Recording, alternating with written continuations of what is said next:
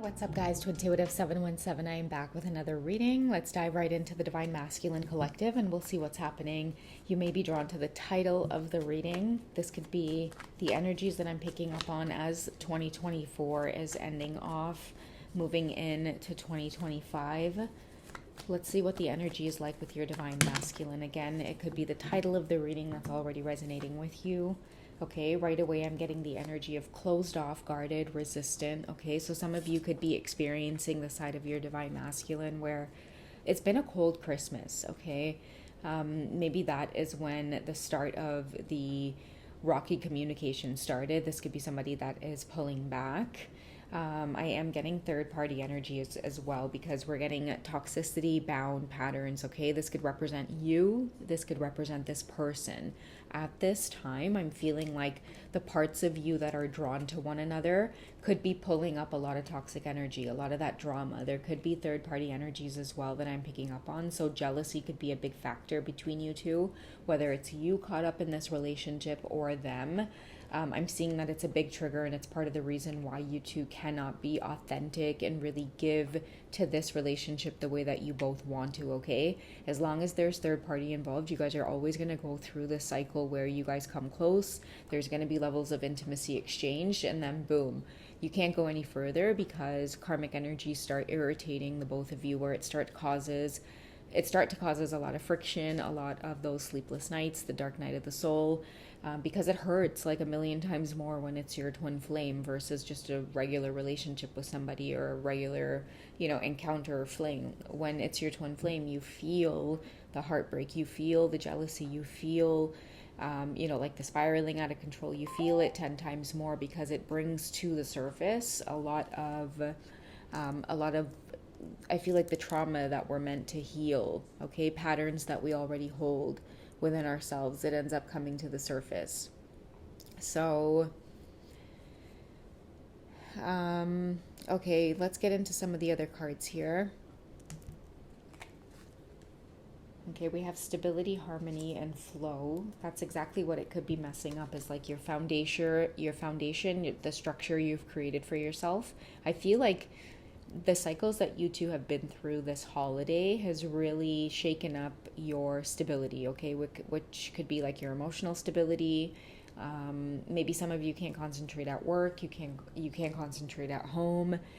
Maybe some of these karmic relationships that both of you are tied up in because of each other's energy and because of each other's interaction and choosing to interact with one another, it's definitely causing maybe some emotional chaos at this time. Okay, so again, you're being called to pay attention to some of the toxic cycles that you are caught up in.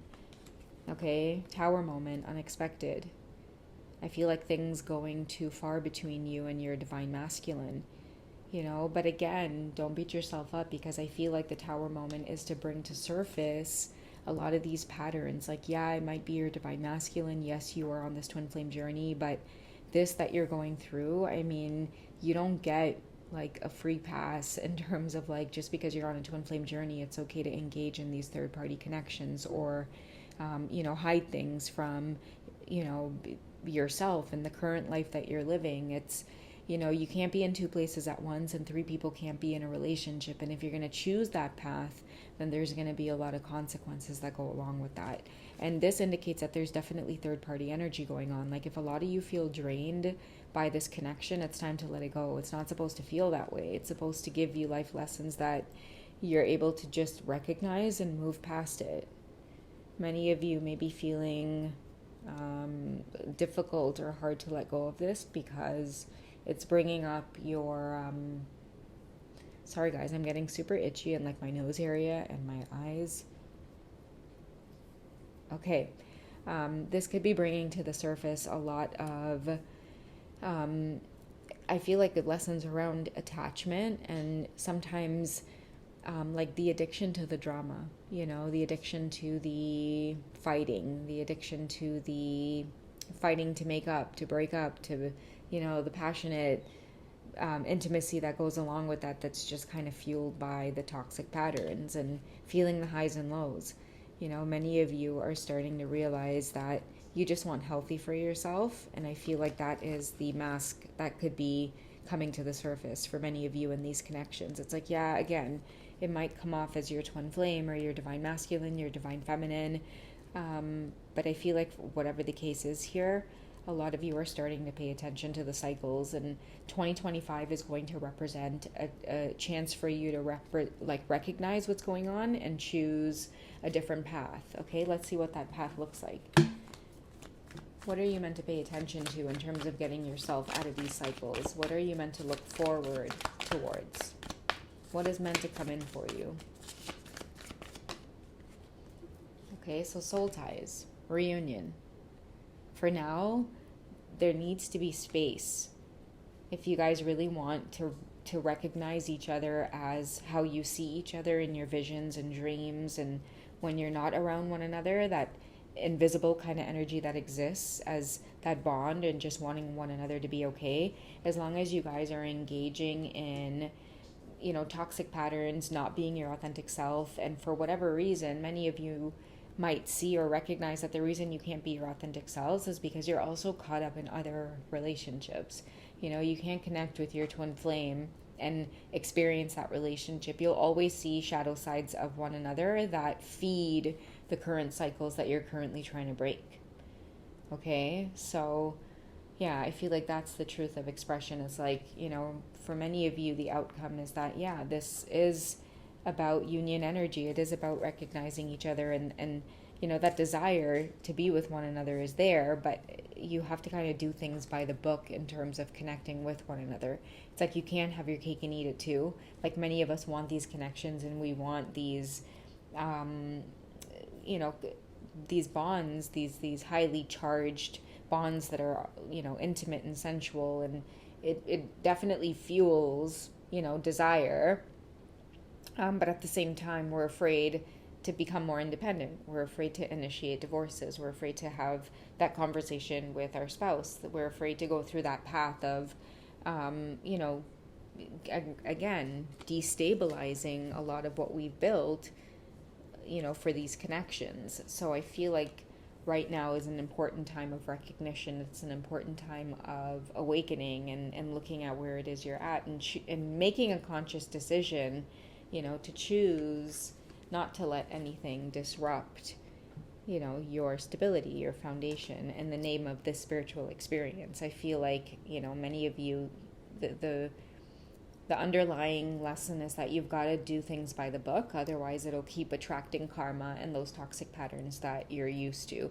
And I feel like for many of us, it's like we know at the end of the day what those lessons are, and what it is we should be doing by the book. But yeah, desire is not an easy thing. Every emotion and every experience and every sensation is amplified on the twin flame journey. You know, it really does take a lot of clarity and strength and experiences to be able to abstain, and to also stay focused, and to stay clean, and to stay mindful of, you know, account for every single bit of your life experience. It's very, very difficult to do that. But when you are able to, I feel like there's just so much growth on each other's end, and you're able to share and develop your gifts at a more rapid pace to be able to share around you. Okay, so, you know, this reunion or this soul tie is happening for a very important reason. Don't mind the cycles and how rocky they are and how painful separation can be. I feel like for many of you, the growth that's coming out of that is phenomenal. Okay, what do you need to focus on as you step away from a lot of these toxic cycles, and as you get your epiphanies about these tower moments? What are you meant to stay focused on at this time?